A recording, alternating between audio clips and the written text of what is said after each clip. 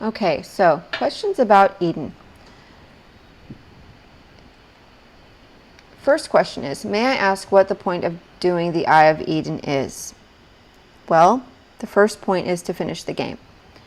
After Eye of Eden is the final level of the game, and it is, you want to go to the conclusion of the game, to the credits and everything else. You want to finish it at least once. If you're not interested in collecting everything, if you're not interested in opening every item in the spirit maps, if you're not interested in all of that, increasing your wing power, increasing your cape, all of that, that's all you need to do. Finish it once, never do it again. You can be perfectly happy that way, as long as you're not, wanting everything in the game. If you're happy with the lower capes, the things that are only available below the wing buff icon, which of course I pointed out.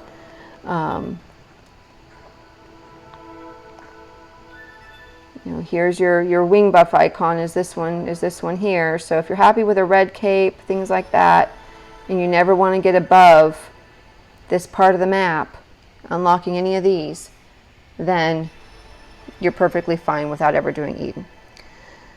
The other point, so the main purpose of doing first purpose, just finishing the game. But beyond that, if you want to collect other things, the other things that are above in these cloudy areas, you're going to need to do Eden. You're going to need to collect the ascended candles or the star candles. That's these brown candles. And they're going to show up in your meter here, which I don't have any, so of course I don't have any.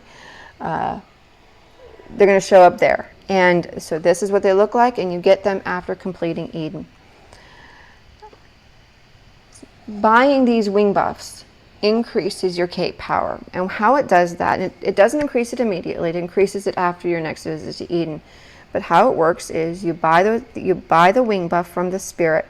Once you go through Storm again, or Eden again, at the end, after you've done the end, you will be given those stars. So they're the equivalent of stars. So 1 star per wing buff. The equivalent of a star. So you will no longer start with 1 wedge of cape power on your next playthrough, on your rebirth playthrough. So if you buy 3 wing buffs, you start with 3 stars. You can have 58 before going to Eden again. I don't know the numbers exactly. I may be wrong. They've added some. But you'll have more every single time you play through. So as long as you buy wing buffs, you will add on to your cape power that you begin with. Therefore, you'll add on to the cape power you can end with. And after 4 or 5 or 6 runs through Storm, or weeks through Storm, you're going to max it out. You're going to have 9 wedges of cape power. So you can increase your cape power by going through Eden, buying wing buffs, going through again, recollecting stars. The more stars you have, the better when you go into Storm. If I complete this stage, Eden, will I be able to recover my wing level and my wings? Yes. What it is, you go through Rebirth and you go back and collect everything again, all of the Children of Light. You don't have to collect emotes again. You never lose emotes. But you will just collect the Children of Light again, the stars. And then, like I said, if you've bought wing buffs, you will start with 3, 4, 5, 6, 7 wing buff stars. You can have that many more.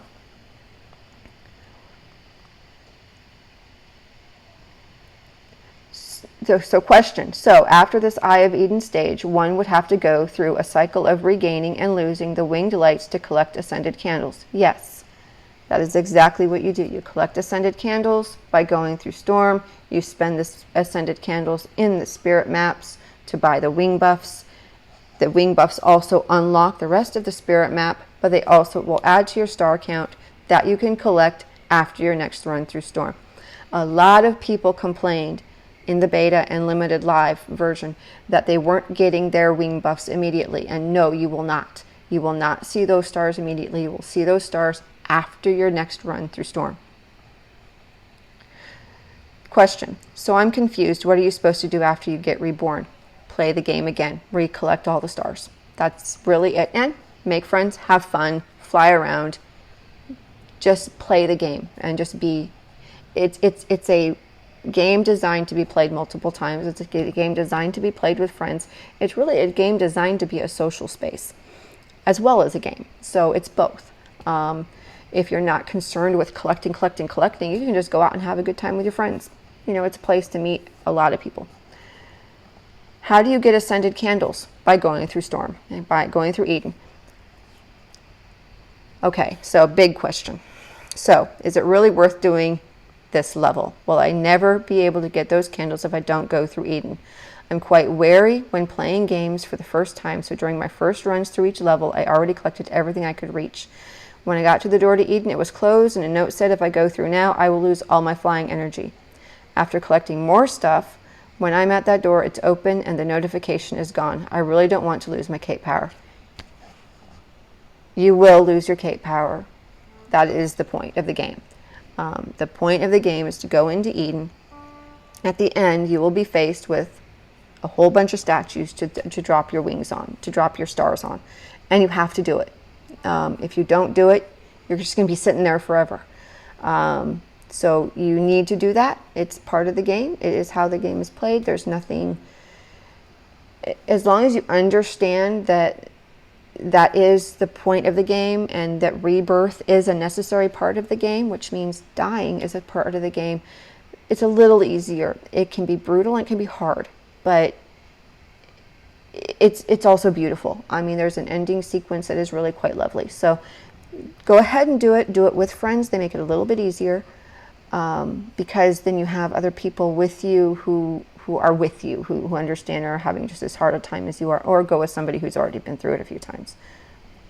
But definitely go do it once. If you hate it and never want to do it again, like I said, as long as you don't want everything there is to collect in the game, you don't need to ever do it again.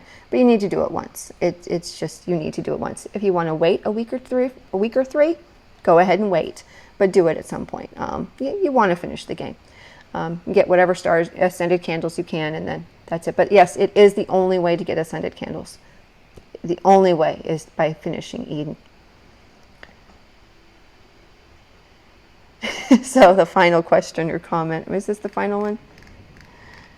So you will have to lose all the stars you have collected throughout the game in order to finish it. Well, that sucks. All that hard work. Yes, I agree. But they tried a lot of things with Eden through the beta, and it's interesting that one of the worst reactions that was had was when they took away our cape power afterwards, after Eden, and we all were like, we don't want to do this. We don't like this. We don't like this. So what they had to do was come up with a way of doing it that made sense. And I think they've nailed it. I think they've done it in a way that makes sense. It's part of the story. The sacrifice, giving everything, losing everything is part of the story, and you're doing it for a greater cause. So I think it makes a lot of sense, and I think it's actually well done. Eden itself, nobody's going to like Eden. Well, a few people like Eden. There are those. But it's difficult. It's not fun. It can be fun, but when you've done it 100 times, you don't worry about it anymore. But I think it works well. It gives you interest in replaying it because you can increase your cape. And so I think it's an okay decision that they've made.